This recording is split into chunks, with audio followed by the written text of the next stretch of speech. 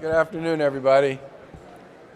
We get those of you who are still standing, who plan to sit, and those of you who are just going to stand can stand. My name is Charlie Baker. I'm the governor of the Commonwealth of Massachusetts, and I'm the chair of the NGA Health and Human Services Committee.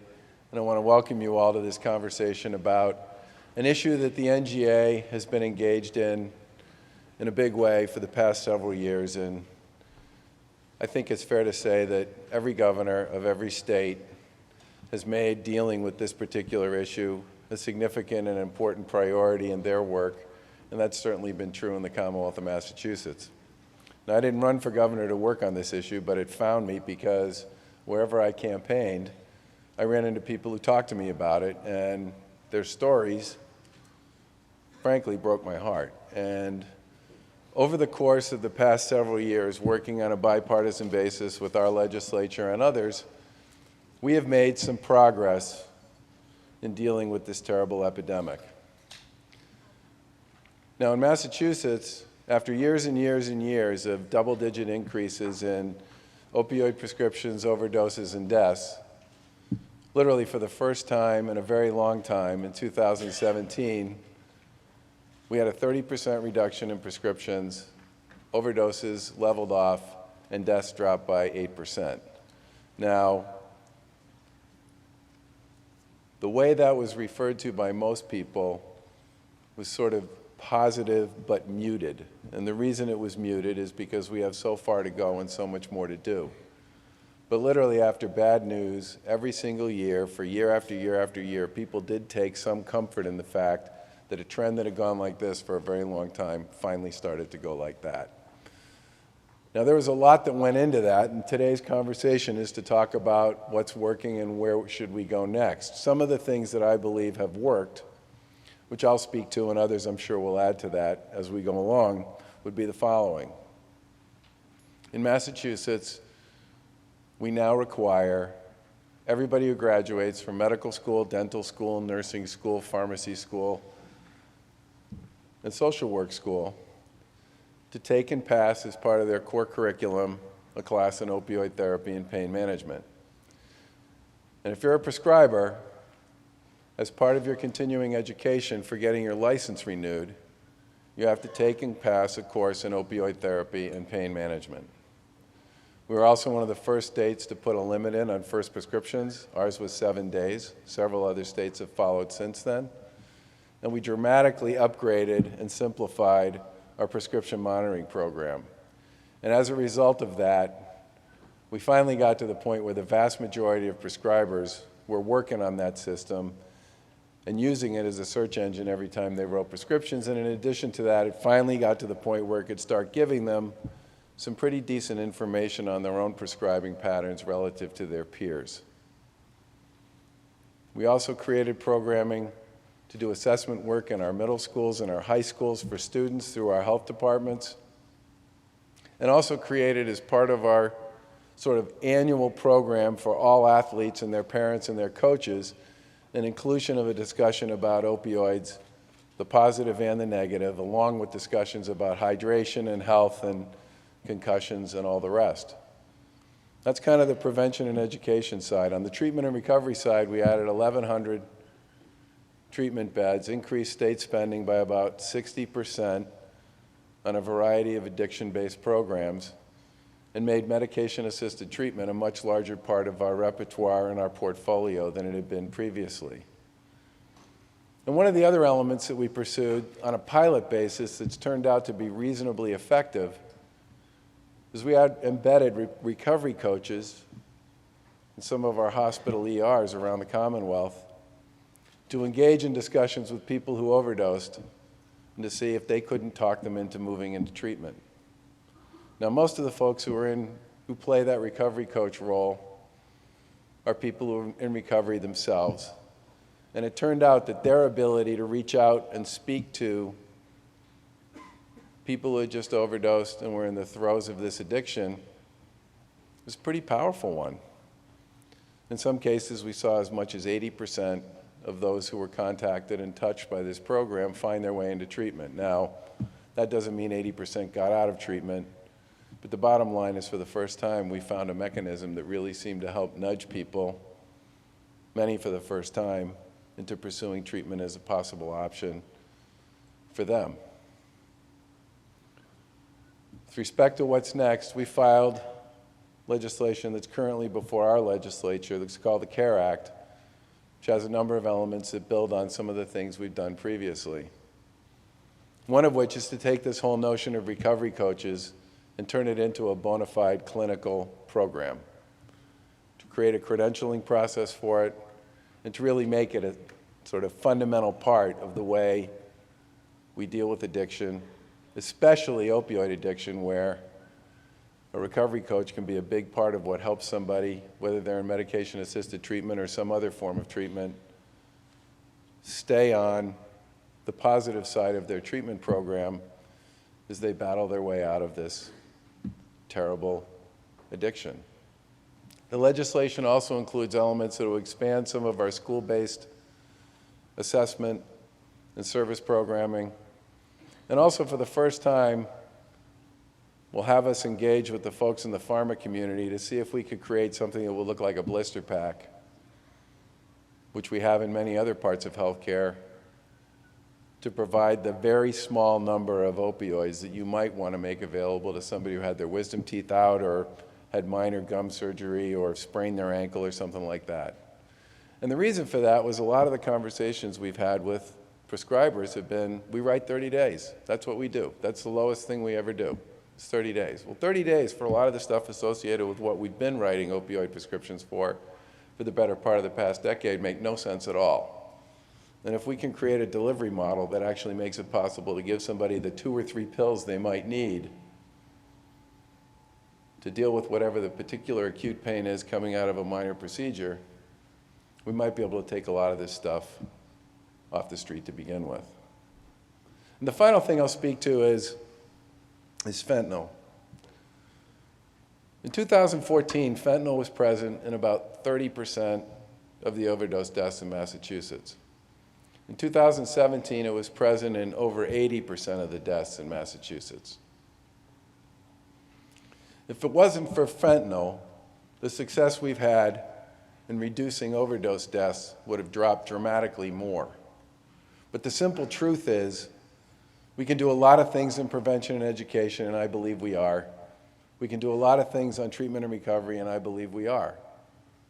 But we have got to come together, state, local, federal, and chase this fentanyl issue a lot harder than we're chasing it now if we truly want to protect and preserve the opportunity for treatment to be successful for many of our people in our states. Now, we're going to hear shortly from the newly confirmed Health and Human Services Secretary, Alex Azar, and also have an opportunity to engage in a roundtable discussion led by Noam Levey from the Los Angeles Times. But before we get there, I did want to give the Vice Chair of the Health and Human Services Committee at NGA, Oregon Governor Kate Brown, a chance to offer some of her thoughts on what's worked and where she thinks we need to go next. Governor Brown?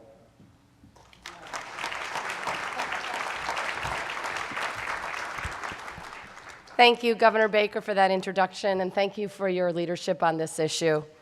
I also want to say thank you to NGA for its continued focus on this critically important issue. I'm looking forward to hearing from Secretary Azar in a few moments and from all of you. I'm eager to hear how other states have made progress through implementing creative solutions and what struggles our states share in common. There are too many Americans who feel the impact of the opioid crisis every single day. We can't ever look at opioid abuse in isolation. The effects of addiction ripple into family members, friends, colleagues, and our communities. In Oregon, 60% of foster children have parents who struggle with addiction in general. 25% have abused opioids. And each year, we lose dozens upon dozens to death by overdose. This is a tragedy demanding action. Part of the reason opioid addiction is so insidious is that it still carries too much stigma. To face this crisis, we need to let people know that it's okay to come out of the shadows and that they have a supportive community on their side. We must focus on prevention, on treatment, and on recovery to turn the tide on this epidemic. Right now, the federal government recognizes the problem, but from my perspective is overly focused on punishment. That leaves us, the states, to address the issues that drive this health crisis, while our prisons and our foster care systems are filled to capacity with this problem. We must do this by increasing access to appropriate treatments and doing away with fail-first policies. We must be creative in bringing forward alternatives that work. In Oregon, we know that to reduce the chance of relapse after overdose, we can make sure that treatment and support is immediately available. Like Governor Baker, we are pushing forward on legislation that includes a pilot program that would dispatch recovery mentors, highly trained people in recovery themselves, to emergency rooms, to connect with the patient immediately and act as a peer, friend, and navigator in the next steps on the road to recovery. I'm pleased to say we had so many people testifying in favor of the legislation, we didn't have time to hear from all of them, and it passed out of committee unanimously. I look forward to our conversations today and to hearing from you on what innovative strides you have made in your own states. Thank you.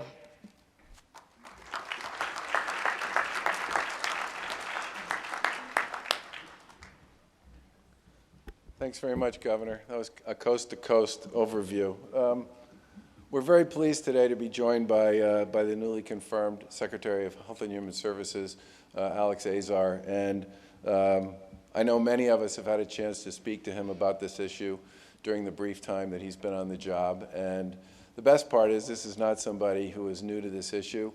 He comes to it with a wealth of knowledge and information about what it means to all of us and what it means to the people who we serve and represent in our communities. And he is bringing what I would describe as not just enthusiasm, but a ton of knowledge and professional experience to this. And he's somebody who is no stranger to the role of HHS in the federal government. We're certainly looking forward to working with him, and as somebody who served on the administration's opioid task force, I'm looking forward to having a chance to see some of the recommendations that we made pursue on a grand scale on a national level. But thank you very much, Secretary, for being with us today. We really appreciate it.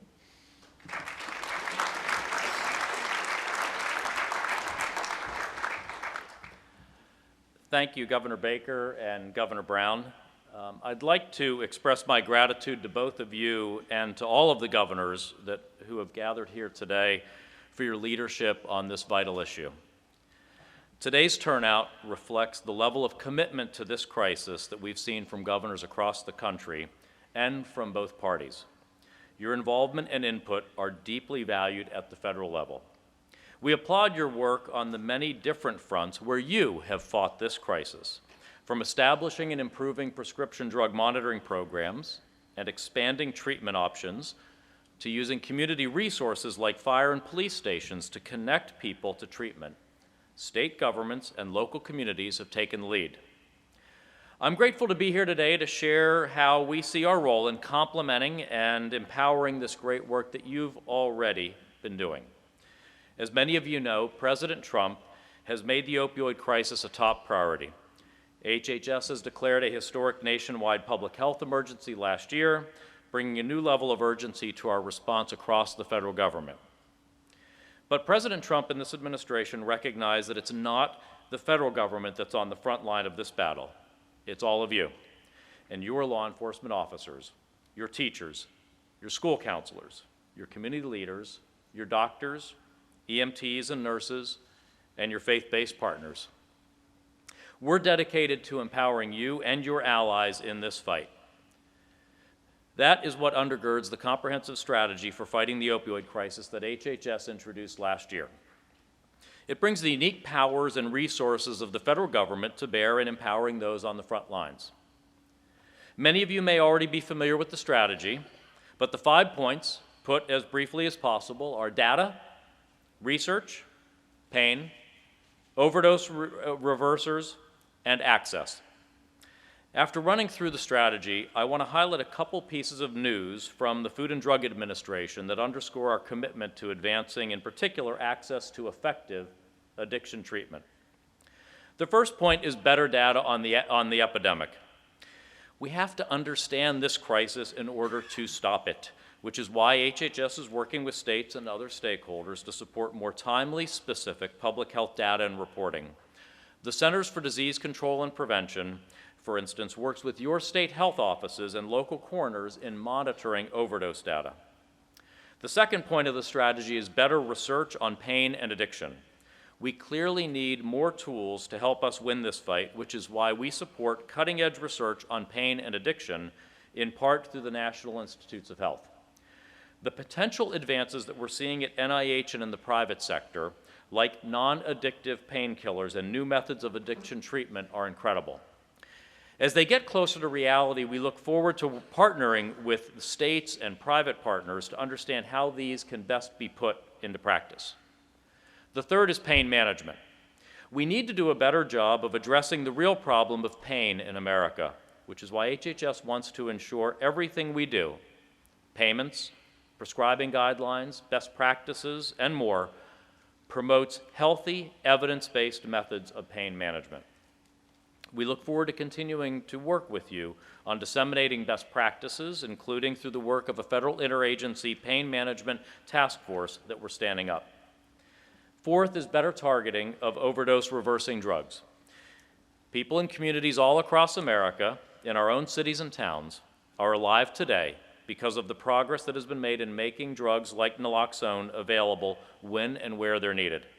So we're committed to working with you to ensure communities have access to these life-saving drugs through HHS grants, research, and technical assistance. The fifth point of the strategy is better prevention, treatment, and recovery services. We know directly providing these services often falls on state and local governments and community groups. But we can help by issuing grants to support access, expanding coverage through HHS programs, and providing guidance and technical assistance. As many of you know, the President's budget proposes $10 billion in funding to address the opioid epidemic and serious mental illness.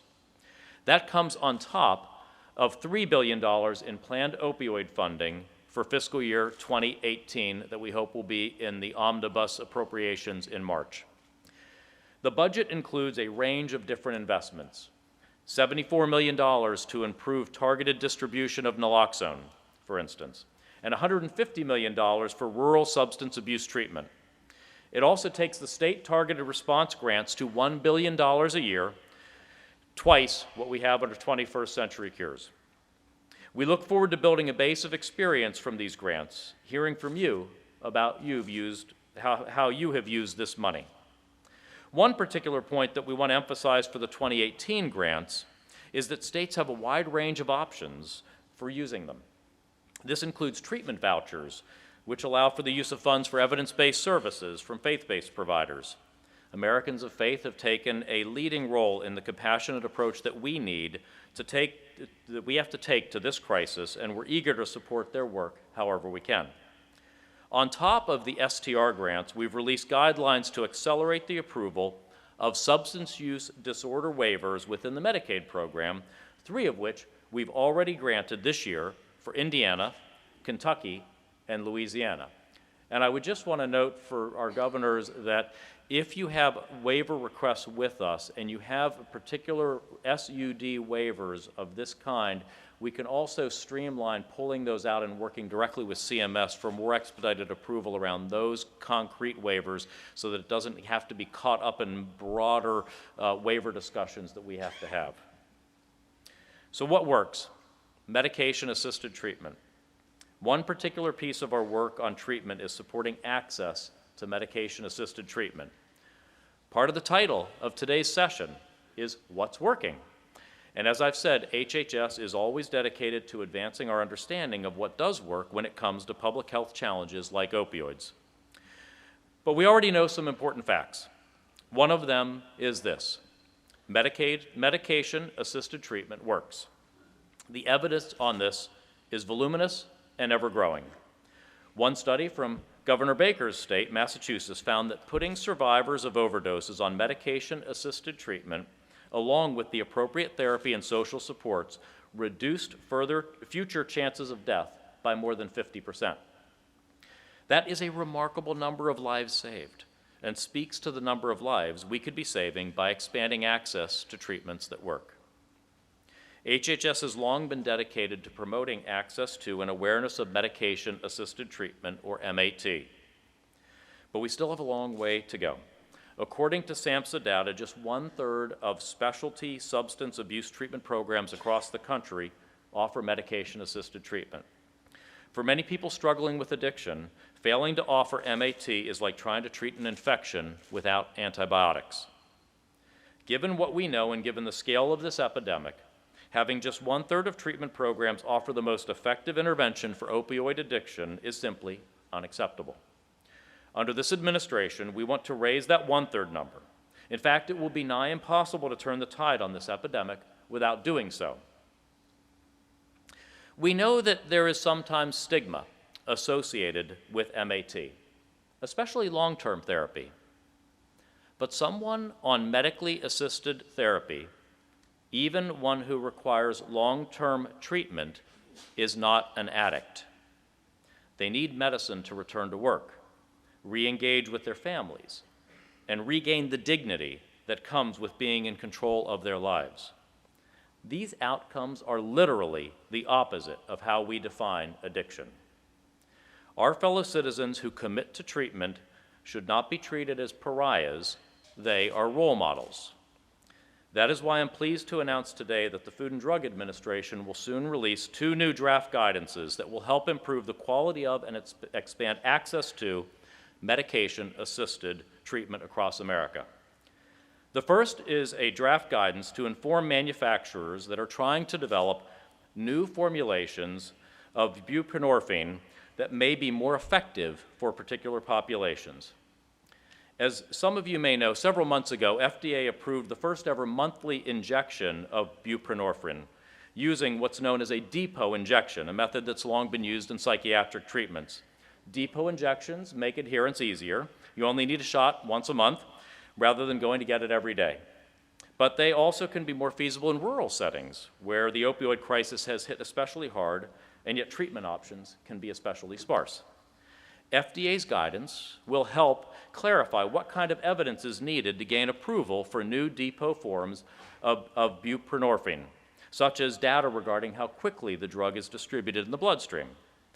The second draft guidance we're pleased to announce today will encourage more flexible and creative designs of medically assisted therapy studies. As just one example, the guidance will correct a misconception that patients must achieve total abstinence in order for MAT to be considered effective. Researchers will be invited to develop new measures for evaluating the effects of MAT formulations rather than just patterns of drug use, for instance. They might look at emergency room visits or overdoses. These FDA guidances can make a material difference in accelerating efforts to develop new forms of MAT, and they will complement work elsewhere at HHS to deepen our understanding of how MAT works and how access can be expanded. As just one example, SAMHSA announced an effort this past fall to update how it provides technical assistance for the STR grants by moving toward a more personalized model where we support states' access to local expertise when and where it's needed. On all elements of our work to address the opioid crisis, not just treatment access, close collaboration with all of you is key. This crisis requires new levels of coordination across all levels of government and sectors of our society. We're always listening closely to you. In fact, I'm pleased to say that many of the recommendations in NGA's recently released report as they pertain to HHS reflect much of the thinking going on at our department, our action plans, and we look forward to engaging with you further. The final thought I want to leave you with is that I chose to highlight our efforts on medication-assisted treatment today because this is a particular aspect of the epidemic that demands leadership. Leadership that's willing to work to overcome any stigma associated with addiction and addiction treatment, and to treat the opioid epidemic not as a moral failing, but as a moral challenge for every single American. We have that kind of leadership in this room, and we have that kind of leadership in the White House. Together, we can recognize the challenge of opioid addiction for what it is and work to empower and heal our fellow citizens. Thank you all very much for the opportunity to be with you today on this critical issue. Goodbye.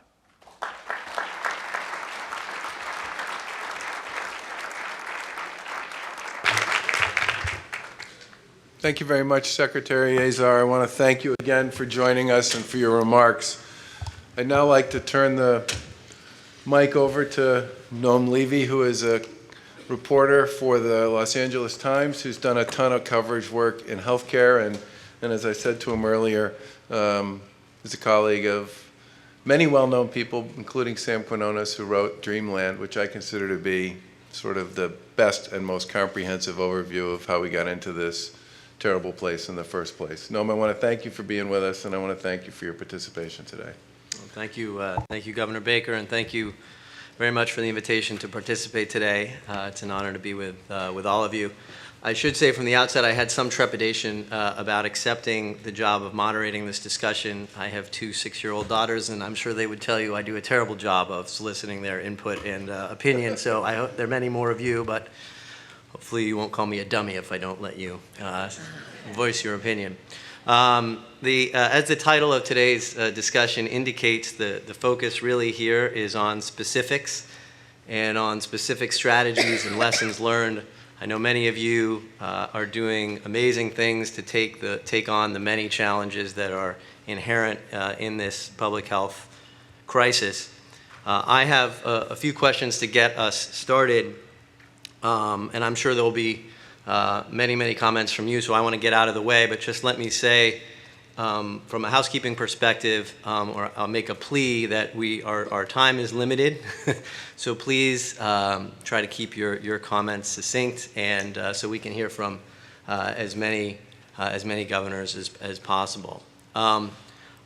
I thought maybe we would start by digging a little bit into an issue that Governor Baker raised in his opening remarks, and that is the effort to get at the supply of prescription opioids, which obviously have been linked pretty conclusively, I think it's fair to say, to the development of this epidemic. Many states, many of you have been working on this subject for some time and have, I think it's fair to say, had a good amount of success in trying to control how these prescription painkillers are being distributed. Thought maybe we could try to talk a little bit about some of the things that you all are doing on that front and the success that you've had, lessons you've learned, and you want to share with your colleagues here. So I don't know if we should do this by a raise of hands, but raise your hands, I suppose, if you would like to share something. Governor Wolf, do you want to start? Sure. First of all, I think Governor Baker, Governor Brown, thank you very much for doing what you're doing. This is a really big and important problem in Pennsylvania. It's an epidemic. And I like the fact that you're looking at this as what it really is, a medical crisis, not a moral failing. And I think part of what gets to the issue of the stigma is that we're not looking at it as the medical issue that it really is. And so one of the things that has worked in Pennsylvania in a bipartisan way is to actually limit prescriptions, work with medical societies, work with medical schools to reduce the prescription of opioids to people. That, in short order, helps reduce the amount of opioids that goes into the folks. People who die from drug overdoses, and there are thousands of them in Pennsylvania every year, 80% of them, the gateway drug is a prescription drug. And so if we get the medical profession to work with us, we can actually make some big progress in reducing the ingestion of opioids. Governor Ducey, I know you have signed an executive order to try to get at the duration of the prescriptions that can be written for pain. Do you want to talk a little bit about your experience in Arizona? Sure, Noam. That's where we began. This is a real issue in Arizona as well. We lost more than 800 Arizonans to opioid abuse who died in the last 18 months. We had over 4,500 overdoses and 453 babies that were born addicted to opioids. We also noticed that in one of our smaller counties of less than 200,000 people, we had 4 doctors who had prescribed over 6 million opioids in the last 18 months. Once we had that information, we were ready to go above and beyond the executive order, which happened the previous year, which limited the amount of opioids that the government funded and paid for. So we went into a special session with our legislature in one of the first Mondays of January, and on the Thursday at the close of that week, we were able to have passed what was the most thorough and thoughtful and aggressive pieces of legislation that happened in the state of Arizona at some time, and we did it with a unanimous vote, Republican and Democrat, House and Senate. It limited first fills on opioids. It also addressed people that had real chronic pain because we didn't want to pull the rug out from underneath any of them. We took away the opportunity for doctor shopping. So we tried to look at both treatment, recovery, education, and prevention in a very thorough piece. But this idea, we're going to have this population that is addicted, and we're going to have to address that. But whoever we can avoid becoming addicted in the future.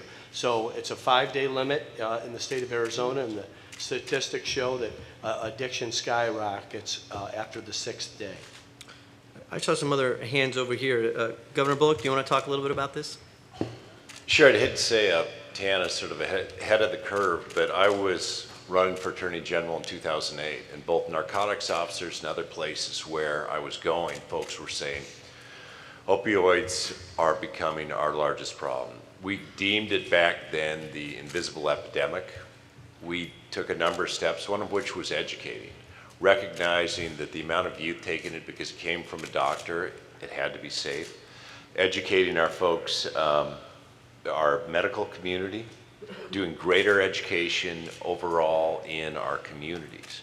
We needed to give doctors the tools that they needed, so we started the prescription drug registry, which we didn't have. Supply, maybe I talked too long. So supply was a significant issue, and what we found is most people, when they get prescription drugs, they tend to hoard them. So we started take-backs. Our first take-back, we got a glass pill bottle from 1952.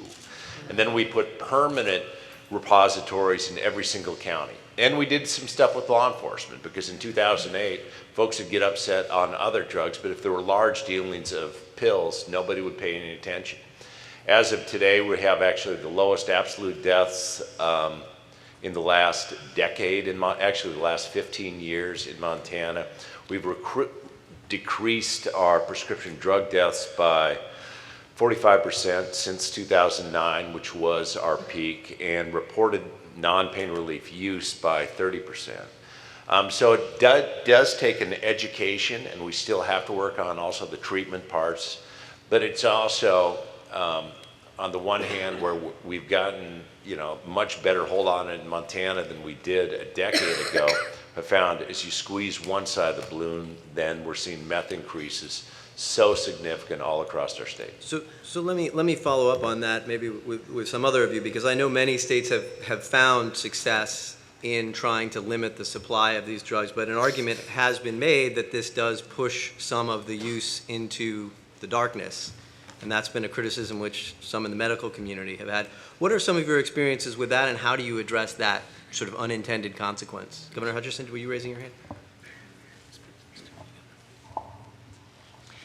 Well, in Arkansas, we have a growing opioid challenge, overprescription, oversubscribing, abuse and deaths. But methamphetamine is still our #1 drug issue.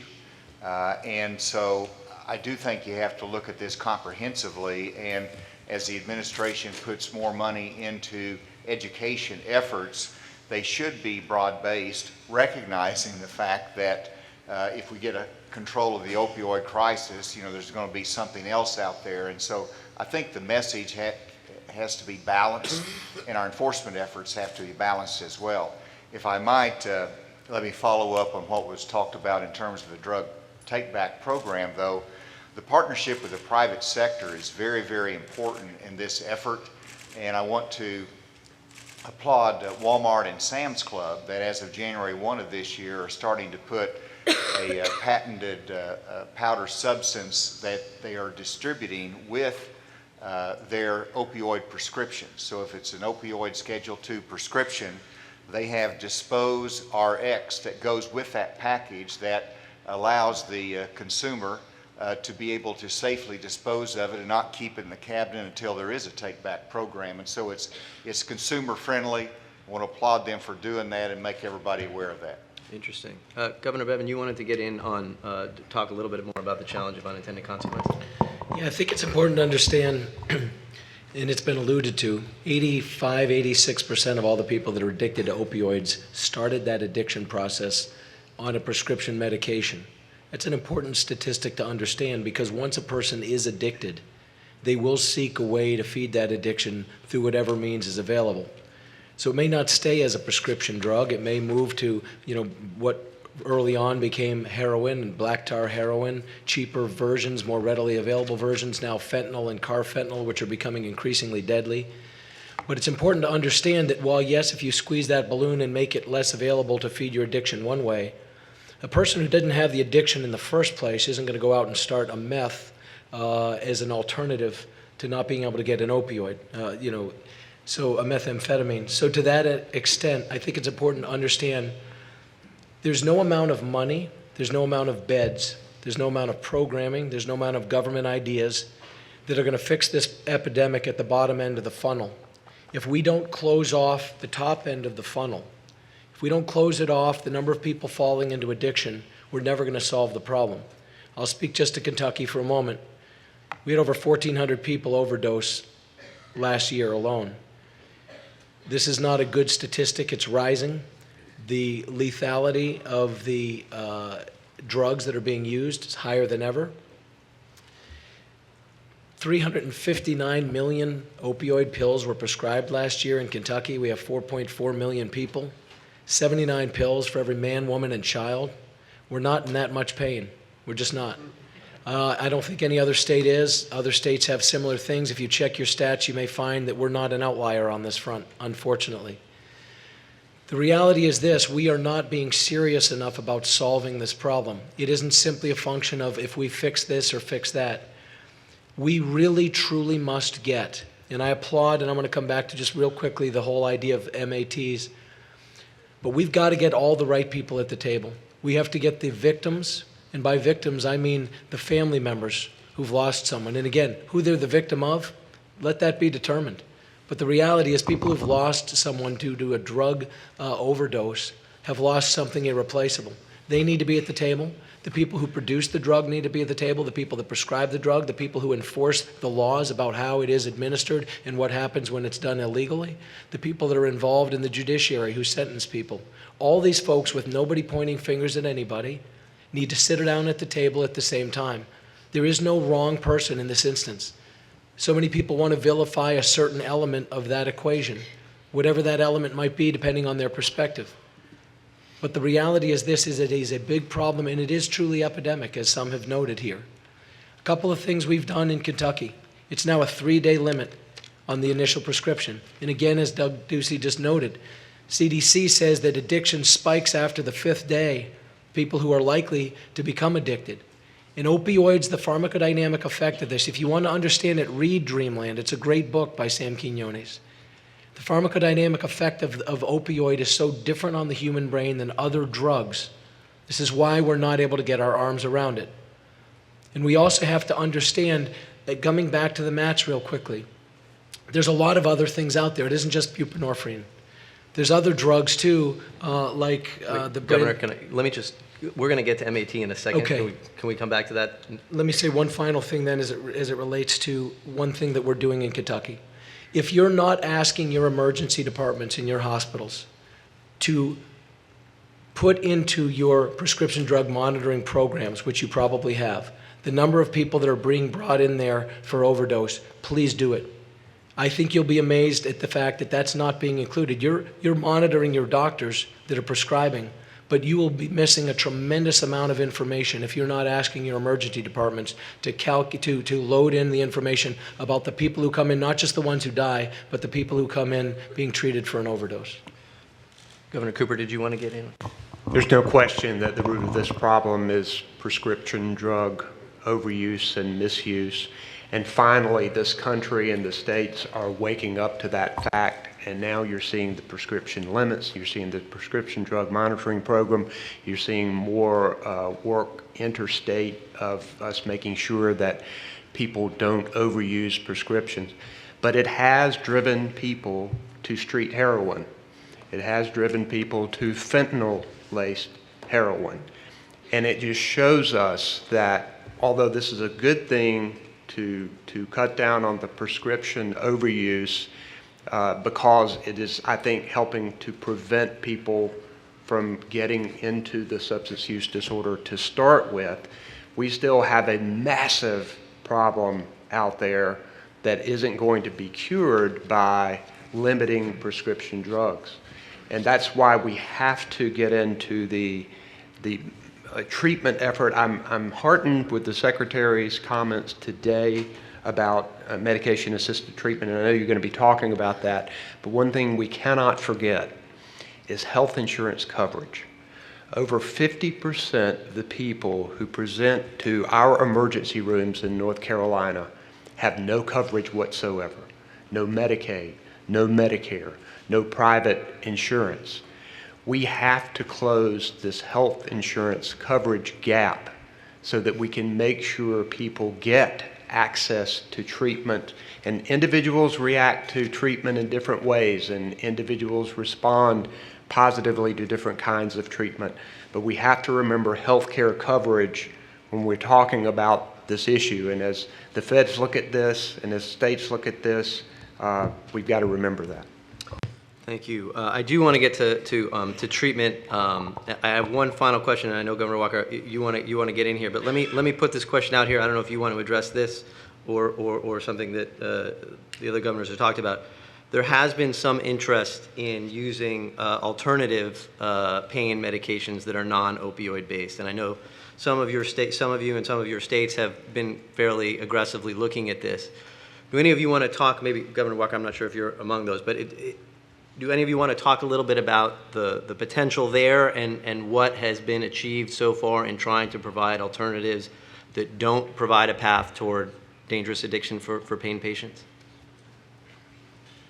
Not what I was going to mention, but I'm going to say that what was effective for us, I issued a declaration of emergency, and I got a 2-year, 9 days, the legislature passed something to give me that authority to do that. Every 2 weeks, we have a full cabinet meeting with one agenda. The opioid crisis is all we talk about in the entire cabinet. You know, we have invited the doctors into this, the medical community into this problem because they have to be part of the solution.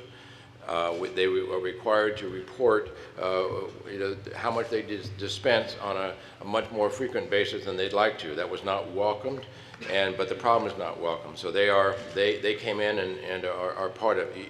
Nobody can be left out of this.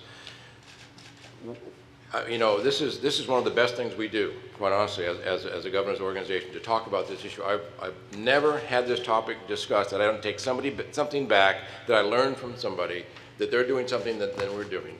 And Governor, you were the first that started that. My only goal was to beat you, to get more out there than you did, because it's a matter of how do we build off of what somebody does. And so thank you very much for this panel. Look at who's here. I mean, there's a full room, a full table. We can all take something away that somebody else is doing. Our overlap is 100% on this. So thank you very much for this forum.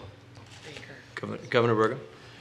Just along the lines of another quick takeaway, like all the other governors where we've been really focusing on this as a whole of government approach, one of the things we did is pull together doctors, nurses, pharmacists, dentists, who are a big part of this, get them all in a room, and we were trying to say, are there any private sector solutions? Because there's a lot of things we can do as government, but what can you do right now today as a private sector? Someone in the task force raised their hand and said, we took a look at because all these institutions have got electronic health records that were, mandated, incented, mandated, and penalized. They didn't implement them. And our largest healthcare provider in the state said they looked at their software, and when you went to do a pain prescription, the first thing that came up was the narcotics. You had to page down like 3 pages in the software to get to the non-narcotics, and it had a fixed dosage like the kind that Governor Baker was talking about. So without any government intervention, they flipped the order to the non-narcotics on the top, reduced the size of the initial prescription, and the next week their prescriptions went down by 20%. Private sector just doing that. And so, I mean, I think that's a quick one for everybody here to chase. The other thing I just would throw out, the Secretary talked about the importance of having role models for recovery, and Governor Brown talked about the stigma. And I just want to say that we're very fortunate in North Dakota to have the First Lady who courageously last year started talking about her own path to recovery. She's celebrating 16 years in recovery this week. But to have someone like that in our state, the outpouring of people that have come forward that want to help, only 1 in 9 people seek treatment because they're afraid of it. And many of the people are in, we just got done talking about licensed professions. If you're in a licensed profession and you have an issue like this, you're going to lose your profession. Some of the people we've lost in our state are in the medical profession. They can no longer get the prescription drug because of all the tightening on the drug prescription databases. They're the ones that end up buying the illegal street drugs and overdosing because they didn't want anyone to know in their profession that they had an addiction. And so we have to drop the shame and stigma, and we've got to be proactive about it, and it's going to take courageous role models that there is hope, recovery is possible, and the brave people that can stand up and show us that need to be supported. Thank you.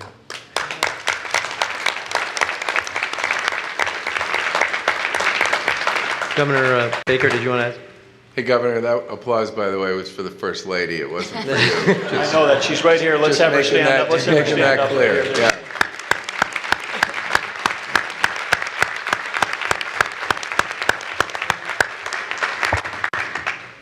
So I'd just say one thing about this alternatives issue. We brought a whole bunch of people who know a lot about this topic in to talk with us, and people are doing a variety of things, but there's not, I would argue so far anyway, I haven't seen a systemic approach to this. This is a place where the federal government could play a real role. But the point Governor Burkham made about the way this stuff is organized and some of the online tools, I mean, one of the things we found out, because the ambulance folks came to us and they said that the preferred choice is an opioid, not Tylenol or ibuprofen for the ride when they pick people up for the ride to the hospital if you're dealing. And part of the reason is because it works really fast, right? Some of this other stuff takes a little longer to actually take effect. But there were also some financial and just organizational incentives to pursue the opioids. And we said, look, if that's our regulation, we'll change it, which we did. And it made it possible for them to pursue alternatives, and they did. The other thing both the public and private carriers in Massachusetts have started to do is to make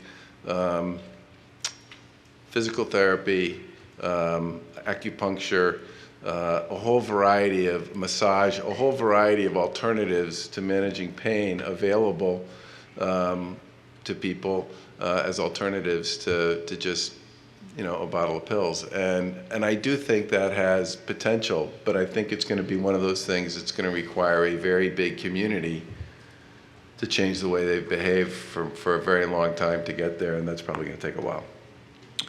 So because time is short, let's get to treatment. I sense some people want to talk about that topic. It has been a challenge, obviously, to expand the availability of treatment. So there's a good news, bad news story there, obviously, that there are clearly protocols that work, and yet not enough people can get them.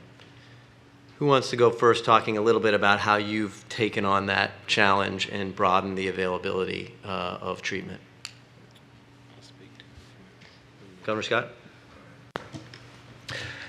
Back in 2015, a previous administration, previous governor to me, Peter Shumlin, came forward and talked about this in his State of the State address about this impending crisis that we're facing.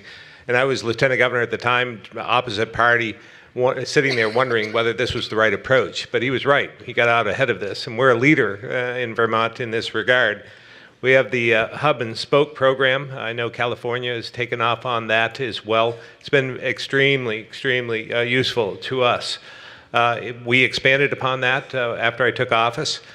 trying to provide more treatment centers through this hub and spoke model. But it is essential that we're able to have the treatment facilities available, because when someone decides they want treatment, you better have it ready for them.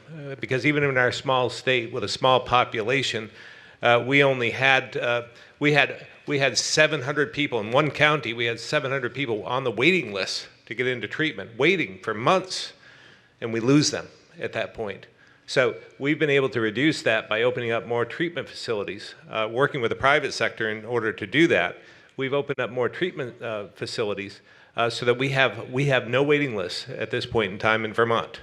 Now people are coming forward more, and that's something that we're going to have to continue to monitor, to continue to open up these centers. And if you'd like to hear anything more about that, we'd be happy to share it with you. I testified in Congress a couple of weeks ago. They were very receptive to what we're doing, and we provided some areas where we think we could use some help in this regard. But I know time is short, but I'd love to hear sometime from anyone who has any suggestions, because it's a four-legged stool, right? Prevention, treatment, recovery, and enforcement.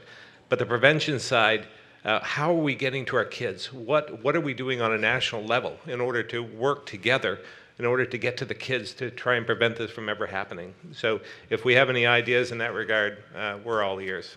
Thanks, Governor. Governor Schneider, did you want to get in? Yeah, just with respect to the access question, one of the things to get to this issue about changing the culture, about helping people versus putting people in incarceration or something is, we actually had a small community in our Upper Peninsula, Escanaba, start a program that we've now adopted for every state police post in the state about where you can go, and it's called the Angel Program. So you can walk in any Michigan State police post, and they're not going to arrest you. They're going to connect you to an angel to help get you treatment. And I think that's a major statement about changing the whole culture to show law enforcement can be a positive partner and how we can work together on solving these problems. And we're encouraging other law enforcement agencies to offer the same thing, because in many cases, when they're ready to go get treatment, they don't know where to turn. So we're promoting this statewide to get the message out to everyone. You can walk in to a state police post and you get help. So clearly expanding access like you have done in Vermont doesn't come free. I mean, it takes money. So who's found money to do that? And if you haven't, how come? Nobody's found money. Well, I'll tell you what, this is one of the reasons why things like an 1115 waiver matters. When you get an 1115 waiver from CMS, it affords states more autonomy. We have long been barred from using Medicaid dollars, for example, which a lot of these folks are covered by Medicaid or have the potential to be. We've been precluded from using these dollars for treatment. These are the kind of things that can be removed through this 1115 waiver. It's one of the things we applied to do, and it's one of the things we've done. We've increased the number of beds by over 1,000% just in the last couple of years. That sounds impressive, but when you start with too small a number, that's easy to get to. I want to touch on two things real quickly, though, on this front. The money is there. We spend billions and billions, trillions of dollars on health care. And this is a health care problem. It really is. It's also a behavioral health problem. We spend a lot of money there, too. It's a function of how we use it. The key is, how do we connect people? A question I would ask all of you as well: do people know who to call?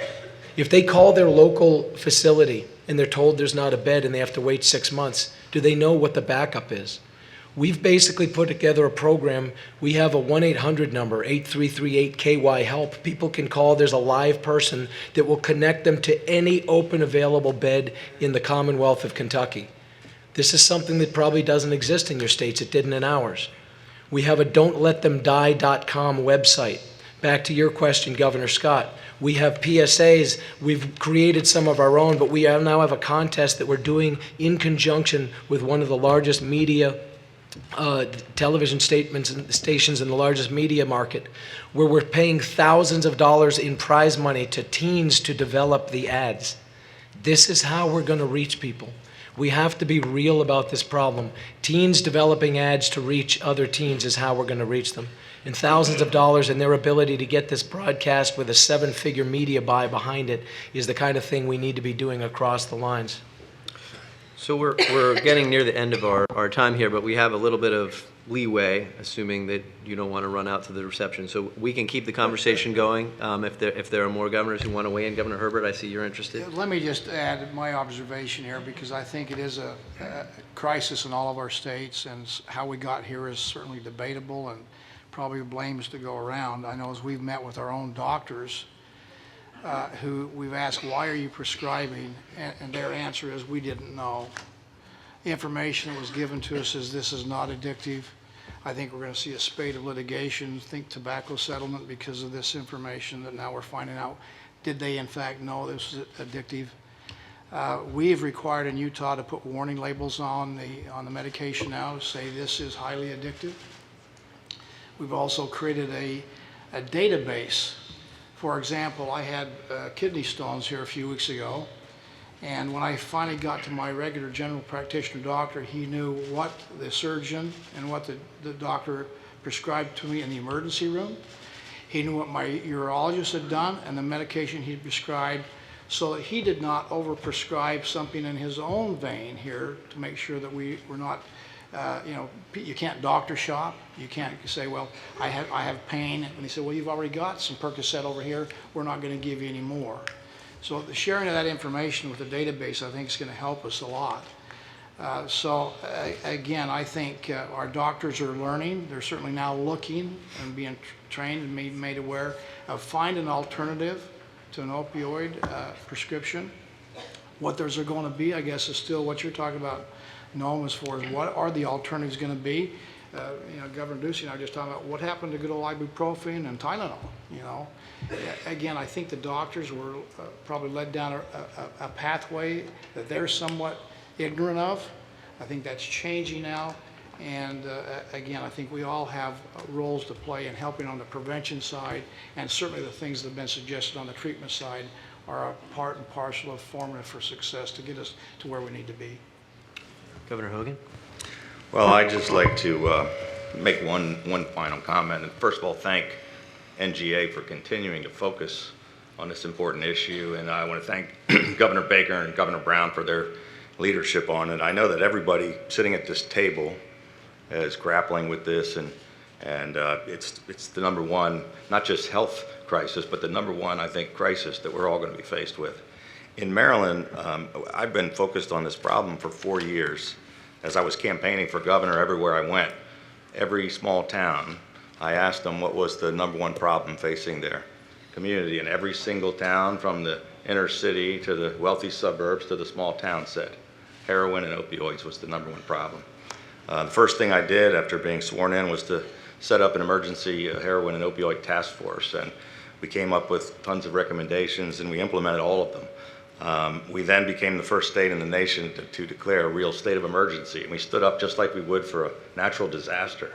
We've put $500 million in our small state into this fight, and we've done almost everything that everybody here has talked about, and we have some great innovative governors that are all working hard on this issue. We've started to bend the curve down on prescription opioid abuse and overdoses. We're bending the curve down on heroin overdoses. But the one thing we haven't talked much about, Governor Baker mentioned in his opening remarks, fentanyl is that's the coming wave. We're behind the curve on the prescription drugs. We're behind the curve on heroin. So we had nearly, in our little state, in spite of all those efforts and all that money, had nearly 2,000 overdose deaths last year. That's more than firearms and traffic accidents added together. And in spite of us bringing down the other two facets of it, fentanyl overdoses up 70%. This is coming in from China, and it's 100 times more dangerous than anything else we're talking about. So starting it at where it began is important. Addressing the problems that are out there is important, but we've got to go after this new coming wave, which is much more dangerous. Thank you, Governor Hogan. Governor Baker, Governor Brown, can I give you the chair's prerogative to reflect a little bit on what you've heard and talk a little bit about going forward, kind of what's on the agenda, and I guess maybe specifically address or your federal partner is not here anymore, but he obviously talked a little bit about the Trump administration's commitment to this issue. What more do states need from the federal government to keep up the progress? Well, I want to thank Governor Hogan for ending this on a really high note. I guess I would start by saying the following. I do think, as I listen to the conversation around the table, it's pretty clear that everybody is pulling this one as hard as they possibly can on behalf of the people of their states. And a lot of the things that we are all doing are the sorts of things that I believe over time, if we stay with it, can make a difference. That would be kind of point number one for me, which is Governor Scott talked about the fact that Governor Shumlin raised this in his State of the State in 2015. It's now 2018. This is not an issue that's going to go away in 2019 or 2020 or 2021. We are going to have to stay on this. And we've added 1,100 treatment beds. We're going to be adding many more. This whole notion of recovery coaches, creating a credentialing model for them and getting certification for them so that they can really be the consultative allies and advocates on behalf of people who are battling this particular addiction when they come out of whatever their particular treatment program is going to be incredibly important. We certified hundreds of sober homes in Massachusetts, which turned out to be a really interesting and effective tool to help people stay on the straight and narrow once they come out, helping these folks find an opportunity for work. Many of them have lost their job because of some of the issues that Doug and others spoke to with respect to the damage that their addiction had done to the sort of life that they had been living before they fell into this terrible place. And I view this as the sort of thing where if we take our foot off the pedal, we're going to have a huge problem with respect to continuing to move the needle on it. And I also believe that almost everything we've talked about here are things the federal government could do and could leverage in a big way. And I would love to see Secretary Azar and the other members of the Trump administration really become significant and serious partners with governors on all of the prevention, enforcement, education, treatment, and recovery issues that we're all pursuing. And I mean, they have tremendous capacity to support us and to help us in ways that go way beyond what we can do on our own.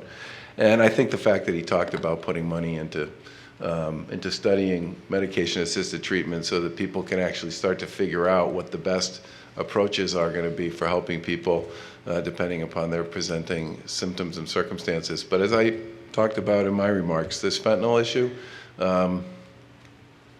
this is one where the feds and the states and local law enforcement folks are going to have to be aggressive about participating in it because it is changing the game with respect to almost everything we are all trying to do. If you take fentanyl out of our mix, the drop in deaths is dramatic, and I think it's a place where we all have to step up.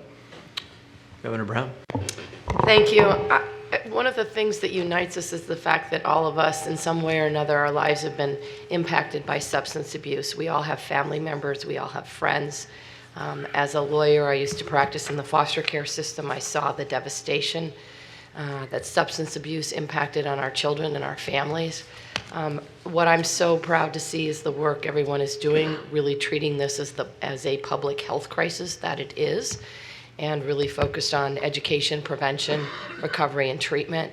I think from my perspective, it's critically important on a broader scale that we remove the stigma for people to access treatment, not just in the substance and alcohol arena, but also in the mental health arena, that we make sure that we're comprehensively addressing behavioral health in our healthcare systems. In terms of your question in the federal government, for me, our population, we have about 95% of our adults covered with healthcare at this point in time. I think if we want to make sure that people are able to have access to substance abuse or alcohol treatment, they need to have access to health care. And so making sure that the federal government partners with us to providing health care for all of our citizens is key to making sure we can get people into treatment and get them into recovery and provide the support and services that they need to lead healthy, productive lives. So thank you all for your hard work. I so appreciate learning from you and your innovative strategies and look forward to working with you. Thank you so much. Thank you.